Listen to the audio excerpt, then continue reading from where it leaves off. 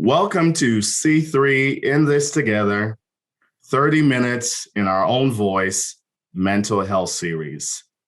In honor of May being Mental Health Awareness Month, today we will hear from who I'm calling frontline workers, first responders, caregivers, our educators. They are helping our children and our youth to cope, manage, and navigate their mental health during these unprecedented times. Folks, I am so honored to have these. As I've mentioned, I call them first responders because I believe they stand at the front line of helping our children, as I mentioned, manage these most unprecedented, unseen, difficult times. So my friends, I am so glad that we have our educators with us today. My hope has been throughout this series that together we will be the generation that ends the silence, the shame, and the stigma of mental health. So once again, welcome to 30 Minutes in Our Own Voice mental health series for the month of May. Today, our guests are Miss Stacy Goldborn. You will hear from her in a little bit, Miss Carolina Tamayo, and Dr. Roger Ball. I'm so glad again to welcome these valuable, there's so much I could say about them, but I'll let them introduce themselves and tell us a little bit more about the valuable work that they're doing to come alongside our kids. So let's start with, Carolina Tamayo. Tell us who you are and the work that you do with children. Hello, my name is Carolina Tamayo, and I am a high school teacher in the state of California. I have the privilege of running a California Partnership Academy, which helps students in underrepresented areas meet career readiness in certain professions. And I also run the Multicultural Council, which is a group of students who are voices and advocates within our school. It's a class, and we focus on lots of different topics, but it's all student-driven. And this year, the very first topic that was brought forth by these students is mental health awareness.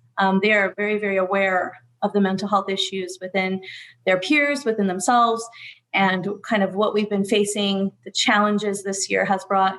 And so I was really pleased to be able to work alongside them and just kind of help them as they navigated through being advocates and leaders in this area on our campus.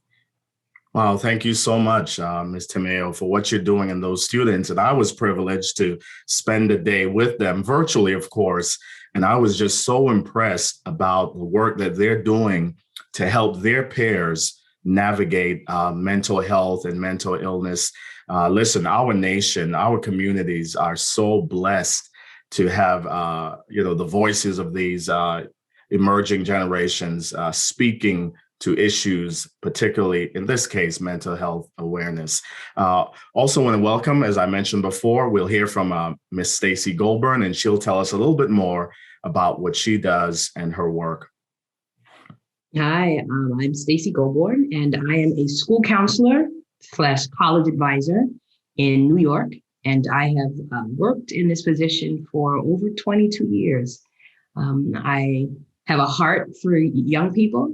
Currently, I work with grades 6 through 12, and also I do work with a population that is 21 and over to support them. Pretty much, I have been supporting our students and helping them understand the importance of mental health with a background in that on the side. It is very much helpful. In my school community, I have had the opportunity to introduce and pilot a program called Wellness Wednesday, which was a kickoff because of the pandemic. And so students are on these Wellness Wednesdays. We kind of put schoolwork aside and staff as well. And we have mental health professionals that will come in on Zoom conferences and just talk to them about mental health, and also give teachers an opportunity and staff an opportunity to come together and just, talk about what they're experiencing as they go through this time of remote learning. So it's just been great, and it's proven to be very important for them. Wow, wow. Thank you so much, Ms. Goulbourne, for what you're doing, not only for students, but I like what you said about staff as well. So often we forget that you frontline workers, you first responders, you caregivers, that your own mental health needs to be navigated as well. So thank you for what you're doing. Lastly, we will hear from Dr. Roger Ball, and he will introduce himself and tell us the work that he's doing to come alongside students in his field and his context. Pleasant good afternoon to you. I'm Dr. Cassell and my two other colleagues on this call as well. I serve as an assistant principal in New York in a middle school setting. And so I work with CBO partners, I work with families, I work with teachers and mental health professionals within the schools and within CBOs as well to really support our young scholars during these unprecedented times. And the scope of the work is inclusive of as much as possible, and it never seemed to be enough at the same time, from helping families to access food to ensuring that they have Wi-Fi access or computers that work, wellness check, home visits, I could go on and on and on about the work that we're doing. And I think a lot of times people think that the pandemic is behind us, but for a lot of families, they're still very much in the throes of it all, from not enough food at home to, domestic violence issues, to suicidal ideation or suicidal completion. And so these are unbelievable times. And so I, to use the term frontline workers, for many of our colleagues, it's not metaphorically speaking, they are actually on the front line, and many have also given their lives as well for it. Wow, thank you for that. And thank you for affirming, that vernacular, so to speak, and just giving voice to that really it's not a metaphor, it's not a cliche, but, having been an educator myself, currently a clinician working, with children, students, and families, you indeed are frontline workers and first responders. So thank you for that. And thank you for the work that you're doing with families. So, we've heard this right at the beginning. We've gotten insight to the students themselves. We've gotten insight to, just in this brief moment, to families. And we've gotten insight to the educators themselves surrounding mental health. Next question I wanted to ask, and we will start with, let's start with Ms. Goulbourne on this one. What are you seeing as it relates to children and youth, as it relates to their mental health? So we'll go with Ms. Goulbourne, and then we will follow with Dr. Ball, and then Ms. Tamayo. So what are you seeing as it relates to children and their mental health during these times? I'm seeing a lot. I think Dr. Ball touched on some of the things that I've been seeing personally in my school when it comes to the students who have been working, especially remotely, who have not had the opportunity to be socially engaged with their peers. Finding parents are also projecting their fears as well on their children, and their children are then also taking on the fear of going outside, the fear of opening even a shade or opening a window. So there's so much fear and anxiety and depression and that I'm seeing. Also seeing suicidal ideations. Students are hallucinating, are becoming delusional. The impact is just tremendous. And so supporting them, helping parents to understand what's going on. A lot of times parents just don't know what's going on. They just see a change has occurred in their child and they don't know how to define it.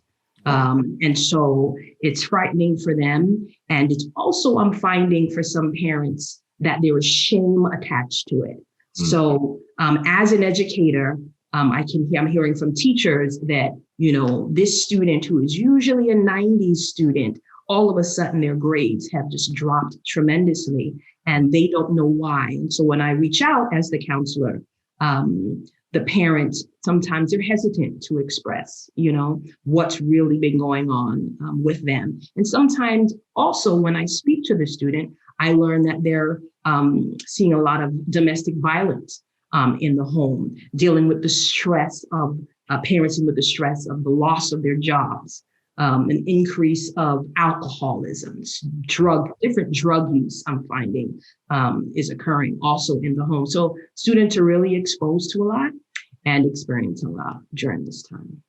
Well, thank you for sharing that. Ms. Tamayo? Yes, I agree 100% with Ms. Goulbourne and her evaluation of what she's seeing with students as a teacher within the classroom, attempting to instruct and deliver curriculum is very difficult when students, we understand like that hierarchy of learning and self-actualization, but when a student's in panic mode all the time, they don't know if they're going to have a next meal, the lights aren't on at home, the parents either are not working or are working all of the time. Several of our students have taken on the role of primary income earner because parents have lost jobs.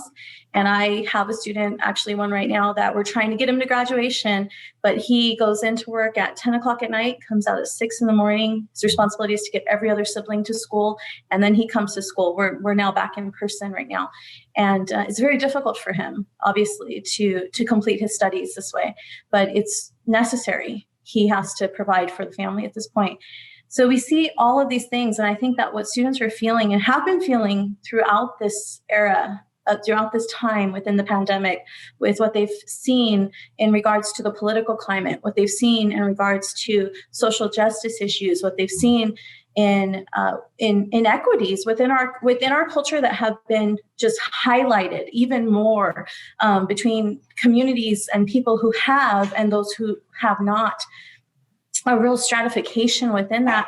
There is just this they're almost despondent. They're so overwhelmed that they don't even know how to engage in that conversation. And I'm really happy to see some of the leaders within our student body that have really pushed forward the mental health awareness, because they know that they're struggling. They know that they're dealing with it. And they know if they're the vocal one, that other students are not.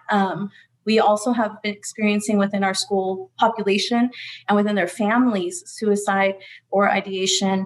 And obviously there's grief, there's loss, and then even the death within the loss of the pandemic. And so these students are just trying to navigate so many things mentally, emotionally, that they're affected physically and they're affected to the point where they can't function. And so when we have that, it's really difficult for students to learn. And I think it's really hard for us as educators sometimes, because most teachers, we like our system and we like to do things a certain way, and teachers honestly don't like change. they want it to go the same way, and the assistant principal is smiling because he knows I'm telling the truth. they like things to go the same way all the time. And this year, it was really important for teachers to step back and not just realize that they're teaching a curriculum, but that they're really the lifeline for students. And so that student may not have talked to any adult at all for weeks or a week, or within their house, they don't feel like they can engage in the conversations because there is violence or alcoholism or drug use going on. And usually school is the escape. Usually school is the safe haven. It's the home. And we, at our school, we are a very inner city school. Our SES is very, very low. We're at, I believe it's 89% of our student population is on free and reduced. And most of our students walk through communities of encampments of homeless people to get to school every day. And so for our students in pre-pandemic time, they would come to school really early at 6 in the morning, and they'd be there till 5:36 at night because it was the safest place for them to be. And they lost all of that. And so teachers had to make a shift, and we had to start looking at this as a time when they would get on Zoom, this is just a time to connect. Let's connect. Let's get as much of the curriculum as we can as possible. But the more important thing is to connect with the students. And I think that's a big shift for a lot of educators. It's been difficult for a lot of us to do that shift. But I think it's been very necessary for students. We also have a Wellness Wednesday And a lot of teachers are doing it. Some teachers, again, they don't like the change. They're having difficulty. They're giving quizzes and things because they don't know how to engage in these conversations. Because for teachers themselves and adults ourselves, sometimes we are having difficulty processing what we're seeing and what we're living through. And then to be able to have the responsibility of bringing students along with us, that's a pretty big ask.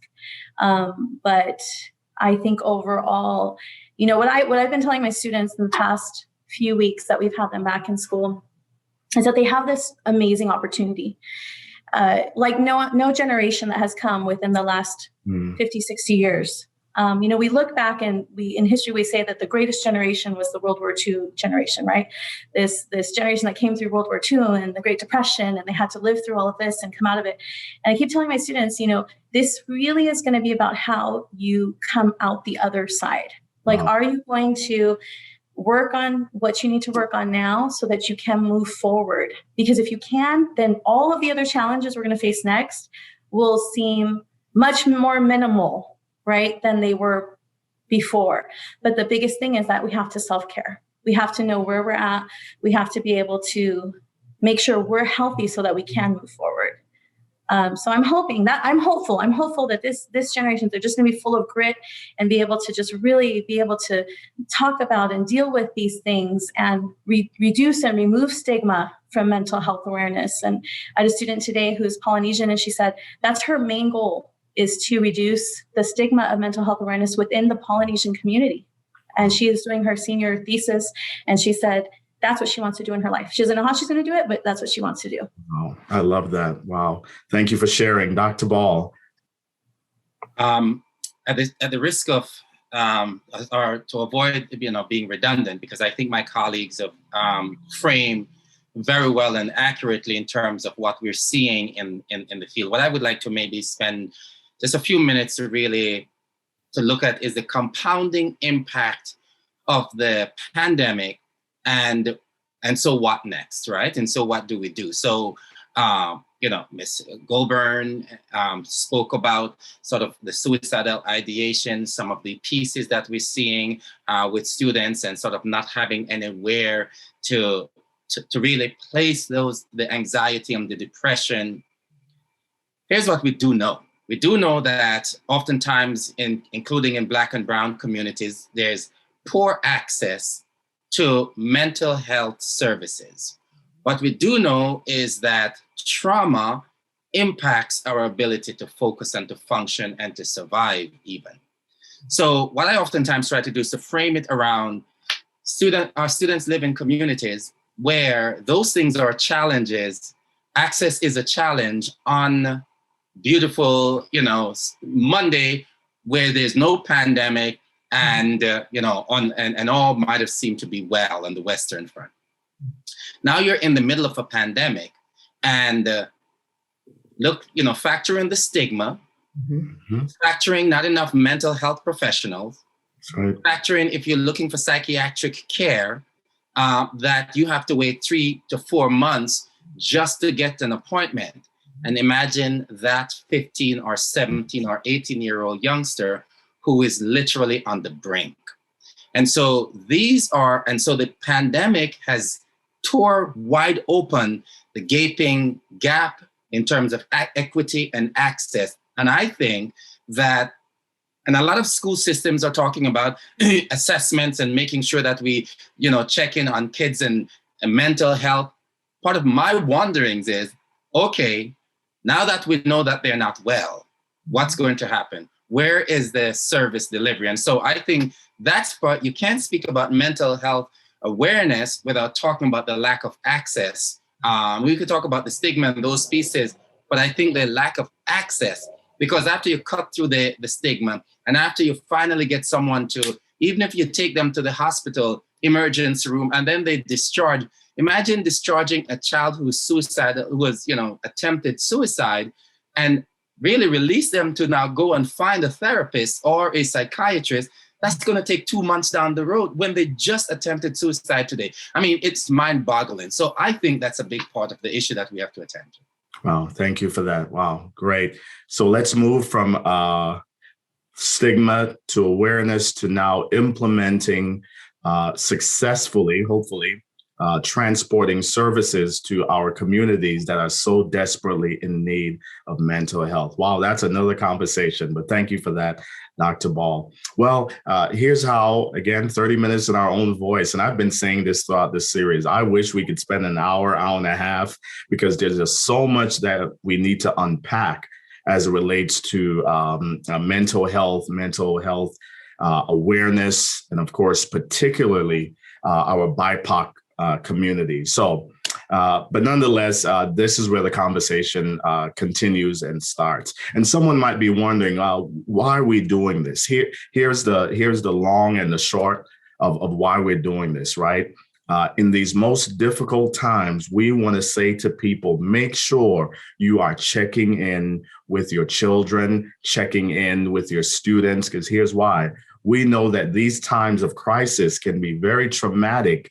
And if trauma is not addressed or unaddressed, it can lead to other things, which is what we're hearing from these educators, right? We know things like internalizing problems, anxiety, depression, suicidal ideation, somatic complaints. And we know that they can also be externalizing problems as well, such as behavior problems, hypersexuality, and the list goes on and on. So this is why we're doing this today, to say, listen, let's get our ears listening and turn towards the hearts of these students as they're managing these difficult times.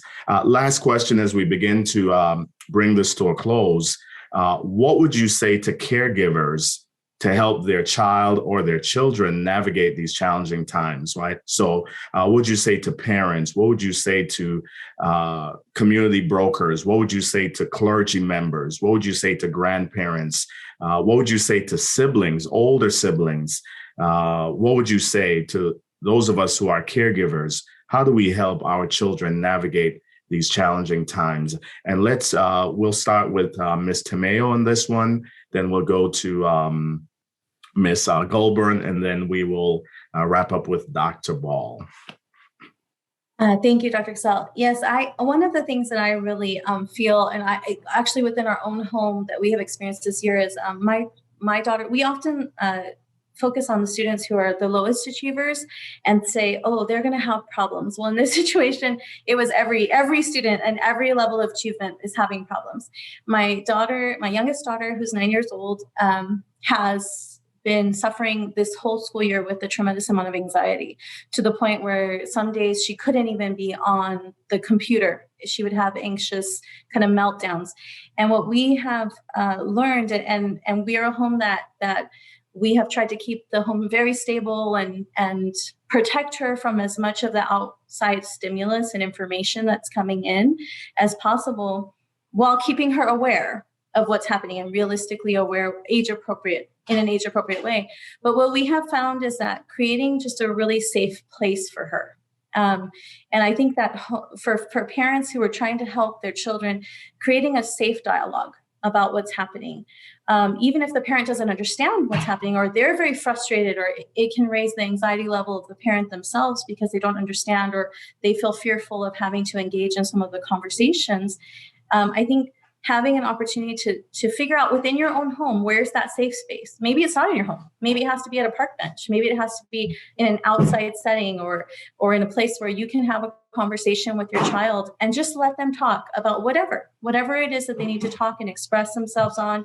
And sometimes they may not talk at all. They just need you to know that you're there with them and that you are the safe space.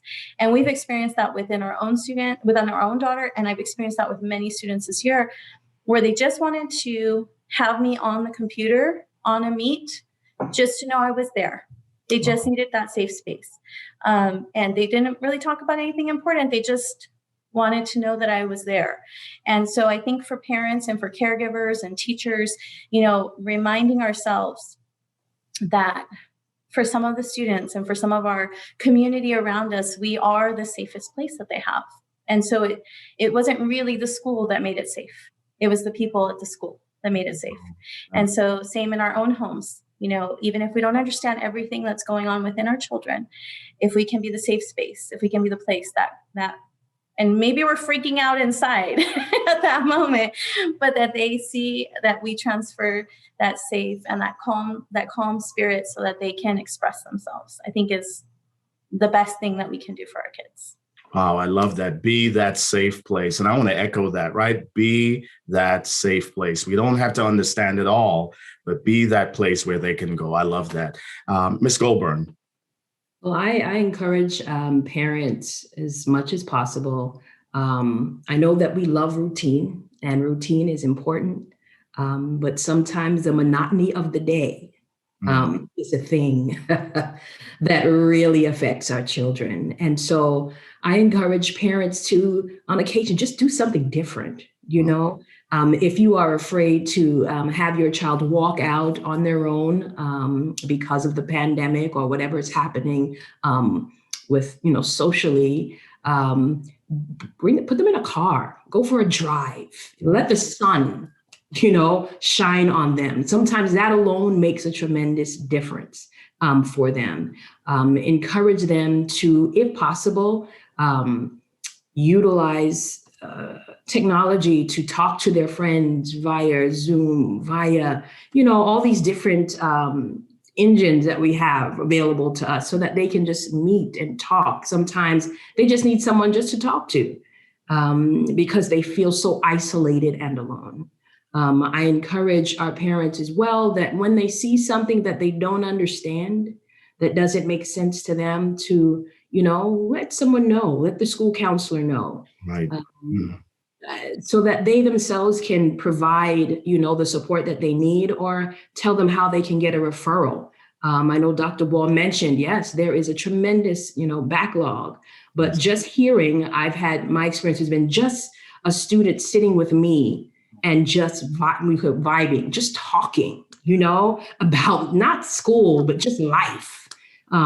Made such a tremendous difference for them. Seeing that familiar face and having that smile truly lifts them up. So just seek help wherever you can, be it through the school counselor or even your primary care physician. I think it would make a difference for them. Wow. Thank you, Ms. Goulbourne. So we heard from Ms. Tamayo, right? Be that safe place. And one of the things I'm taking from Ms. Goulbourne is where needed, break up the monotony, right? That impacted my human frame just now, right? Especially if we're people of routine, let's break up the monotony because, again, that will help the child to feel safe. And you mentioned getting the help that you need, right? That's part of what we're doing here, right? We're helping to break the silence, the shame, and the stigma. And getting help does not mean that you're weak or you're not a good parent, or you're not a good caregiver, right? We all need a safe place where we can put the stuff that we're dealing with. And Dr. Ball? Once again, thank you for having me. I am going to say the very opposite of what Ms. Goldberg just said, but not to be oppositional, but to show the other side of the coin as well. But first of all, what I would say to that parent, grandparent, mental health professional, school counselor, I would say that you're not alone. I would say you need not walk alone. I would say that none of us, no human person possesses all the skills and knowledge and insight and resources that is necessary to help any one person. In a real sense, we're all in this together. And so to reach out, to connect, for parents to connect with other parents, to as indicated, reach out to the school, reach out to the pastors and youth pastors. And I always say that the therapeutic is not owned by the therapist. And some of the greatest therapeutic relationships are not the professional ones. They are auntie, it's uncle, it's grandparents, it's people that trust, friends that you could connect with. So I would say the same thing for parents as well as for our students as well. The last thing I would say is that John Westeroff said it. This is where I say something differently. John Westeroff says that we're made for routines or rituals, and in turn, those things make us. And so things like breaking bread together, things like playing together, playing cards together, or yes, going for a walk together, going to the park together, staycation, vacation, right? a lot of kids are doing school remote now. So, you could, spend time in other places, especially now as more and more people are getting vaccinated. So I think that the importance of play, both for adults and for children. A lot of times we talk about trauma-informed practices and we think of therapy first and foremost. But I would like to think of it, it's play. It is play. It is play for the adults and it's play for kids that could really stimulate and to, invoke and produce norepinephrine and positive hormones, and to make people feel as though they're alive again. Exercising. My wife and I have been getting up at 5 something in the morning and just going for a walk. My son, who is 21, he's doing the same thing. And so I think that some of the things that have worked historically, like taking your showers and, getting together with family members when and where possible, and doing some things that are, cost effective that you can enjoy and constantly reconnect. Domestic violence is up. It's because people are not used to living in the same space. So I would say, take care of yourselves, take care of each other, do the things that work, whether it's praying together, singing together, dancing together, eating together, cooking together, making music together, but do things together, because in the end, those become our saving graces. Those are the things that carry us through. Well, thank you for that, Dr. Ball. So we heard it from Ms. Tamayo, a safe place. Ms. Goulbourne mentioned breaking up the monotony where needed and seeking the help. And Dr. Ball helped us to kind of frame that within the monotony, we also need routines, right? So again, this is based on what your child might need, what your family might need. My friends, I hope you have been enriched by this time. You're pulling some tools that will help your children, help your family navigate these times. Here's one thing I want to highlight as we begin to wrap it up. And Dr. Ball, there's something I'm going to ask you to mention before we close. But I want to just remind us that of a thought as it relates to children and youth, particularly children. We know this. Children are not afraid of the dark. What they're afraid of is being alone in the dark. Right. And that's why they go and get someone and bring that adult into the dark space. Right. We could take our cues from children. Right. Where as people who are navigating this time. Right. We go and get someone, bring them into that dark place and allow us to turn on the lights on the things that's challenging us and hitting our human frame. So I want to encourage us in these most difficult times. Let's be the people that are safe people, right? Where people can bring us into the dark space. And of course, we're talking about this emotionally, right? Not necessarily physically, right? But let's be people, let's be parents, let's be caregivers, let's be clergy members, let's be community brokers who are safe places that can bring people into those dark places and turn on the lights, right? We also know that the number one protective factor against suicide in teens is a relationship with an adult. So the work that you do, my friends, is so valuable. Dr. Ball, before we close, I've been so enamored with what you're doing in New York City. There's a ground-breaking work or program that you're doing surrounding campus pantries. Can you tell us about that briefly as we begin to wrap up? Sure. One of the things, again, as we've seen, that so many families have been unemployed. For those who are middle class and have enough food, they don't really think about it. But there's so many kids, so many families who simply imagine have 3 or 4 kids or 5 in the house and feeding, and providing 3 meals a day for those 5 or so children. That's a tremendous amount of money that oftentimes families do not have. And so one of the things that I've been doing is I've been exploring relationships with, food programs like the Food Bank of New York. And so recently what I've started is to work with them in establishing campus pantries that allows you to actually have supermarket style pantries inside of public schools.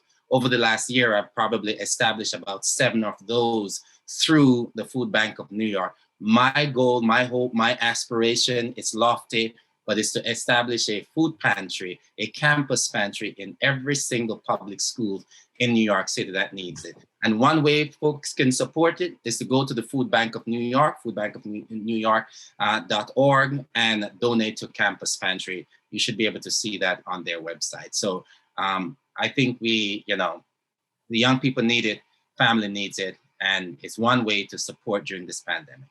Wow. Thank you so much to our educators, our frontline workers, our caregivers. Thank you. Ms. Goulbourne, thank you for what you're doing. Ms. Tamayo, thank you for what you're doing. And Dr. Ball, thank you for what you're doing in coming alongside our students and just helping them to manage these most difficult times. And listen, folks, I want to make sure that we end by being so clear in what we're hoping to accomplish here. This is not a sad, shock, traumatic approach. But what we're wanting to promote is hope, recovery, resiliency, and strength in our students, right? So let's be the safe place where we could help our students navigate these times. Thank you again for joining us in this series, 30 minutes in our own voice. We want to remind you and invite you to visit our website. It's going to come up on the screen, c3inthistogether.com. And we're encouraging you to get on there to get resources that you need surrounding mental health.